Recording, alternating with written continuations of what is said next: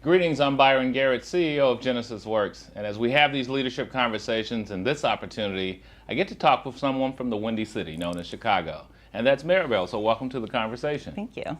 So I'm curious why Genesys Works. That's the question I ask everybody, both professionally, why did you come, and why are you still here in the role as Chief of Staff?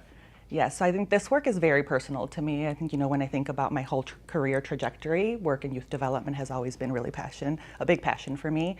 And I think being first generation daughter of immigrants, our mission really speaks to me because, you think about when you're growing up and the career path that you're kind of exposed to, but not really, and just it's limited, right? You're not kind of pushed to think bigger and what are all of the other opportunities. So always went into education, and for the past 10 years I've worked with Genesys Works as a school champion. Right. And I never saw an organization that transformed kid lives the way that Genesys Works does. So talk a little bit about that. What does that transformation look like? I'm a junior, I'm in high school, I don't know what I want to do. Maybe I do know what I want to do. I've seen all these people make money as influencers, all this stuff, and I think that's the reality. It's not. Yeah. But what type of transformation have you seen? I think the easy answer is they're earning money, right? And now they're putting money back into their pockets that they're supporting their families with, putting back into their communities. But I think it goes deeper than that for our kids, especially from a character development, like the confidence that they build to just kind of create the confidence and the skills that they build that then almost like feed into their sense of belonging now in spaces where they don't typically see people that look like them.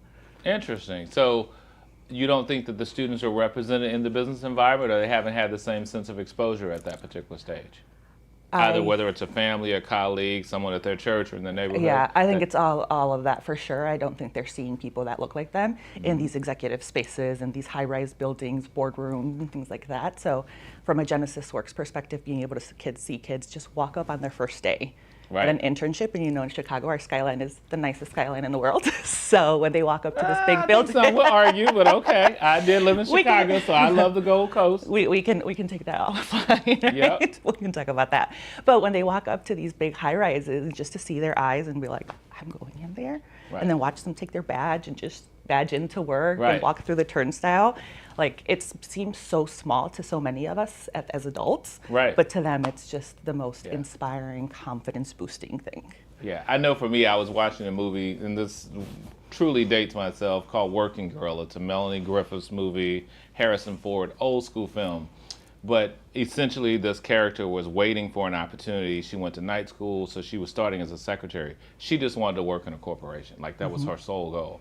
And needless to say, I won't spoil the story. You should watch it. But she ends up in the office, and the day that she goes to work, a lady is standing in there. And she looks at her, and she's like, oh, I'm sorry, can you tell me where I'm supposed to be, or can I get you some coffee? Because she's forgetting she's the employee now. She's not the support staff. And the young lady turns around and said, no, Miss McGill, this is your office.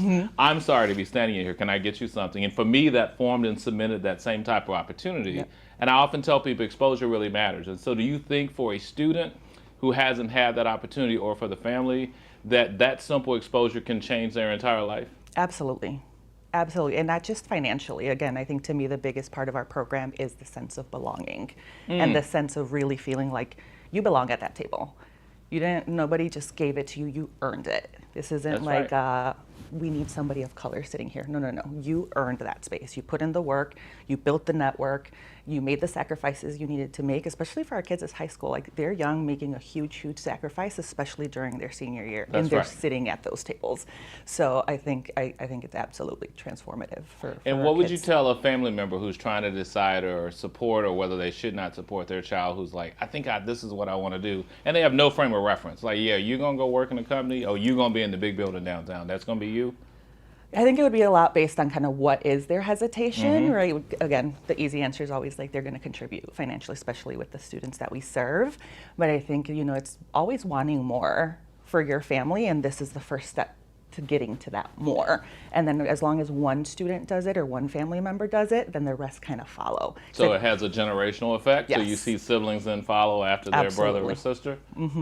Wow. I love that, because I think multi-generational, the exposure of letting a young person know it's possible does not only create the pathway for them, but it creates the pathway for other folks, whether it's a friend, family member, or somebody in the community who also may not have seen themselves.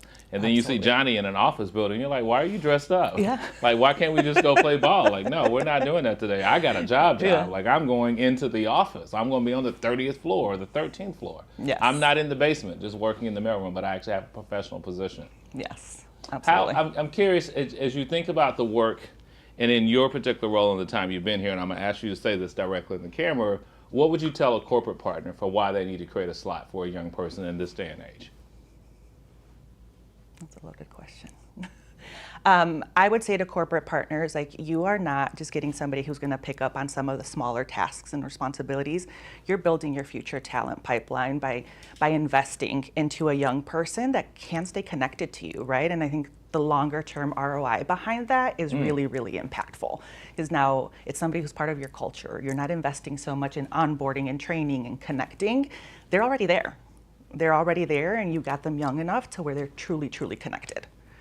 I love that. We're going to leave it right there for this conversation. Thanks, Maribel and the folks in Chicago. And that's why Genesys works.